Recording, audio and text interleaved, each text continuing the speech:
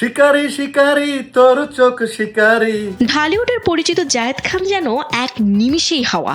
সম্প্রতি একদম নতুন ও মাথা নষ্ট করা লুকে হাজির হয়ে সবাইকে চমকে দিয়েছেন এই আলোচিত নায়ক। দেশবাসী তার যে রূপ দেখে অভ্যস্ত ছিল তা এক নিমিষেই উধাও। তার জায়গায় এখন ভরপুর হলিউডি গ্ল্যামার।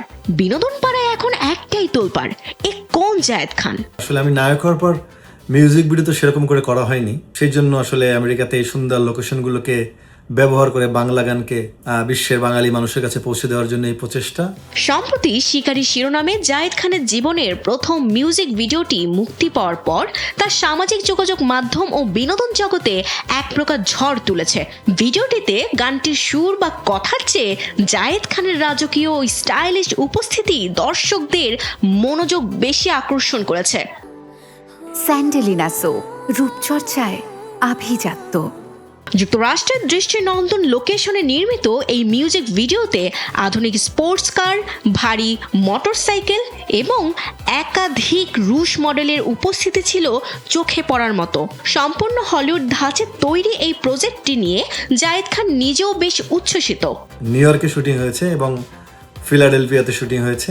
তিনি জানান, একদম হলিউড স্টাইলে শুটিং করা। দীর্ঘদিন ধরে যুক্তরাষ্ট্রে আছি, হলিউড স্টাইলে কাজ না করাটা একটা অপ্রাপ্তি ছিল। এখন আমি বলতে পারবো হলিউড স্টাইলে কাজ করেছি, সেটা গান দেখলেই দর্শকেরা বুঝবেন। আপনারা গাড়িতে, টিকটকে, রিলসে, ফেসবুকে সারাদিন এই গান, আমি মনে করি আপনারা এটা দিয়ে অভিনয় করতে পারবেন। এই গানের কথাগুলো দিয়ে বিয়ে বাড়িতে হোক, বিভিন্ন ডিজে অনুষ্ঠানে হোক, এই গানটা বাজানোর মতো সব শ্রেণীর মানুষ পছন্দ করবে গান। প্রবাসে এতদিন তিনি মূলত বিভিন্ন স্টেজ শো, মঞ্চের পারফরমেন্স, নাচ এবং দিগবাজির মাধ্যমে খবরের শিরোনামে আসতেন। তবে সব কিছুকে ছাপিয়ে এবার এই বিশ্বমানের মিউজিক ভিডিওর মাধ্যমে তিনি নিজেকে নতুনভাবে বড় পর্দায় প্রমাণ করলেন। বিদেশে গানের শুটিংয়ের তো আপনারা বোঝেন অনেক লিমিটেশন থাকে, সবসময় সবকিছু পাওয়া যায় না বাংলাদেশের মতো হাতের নাগালে।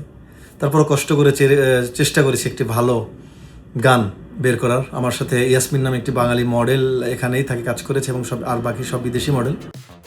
বিনোদন ডেস্ক, কালবেলা।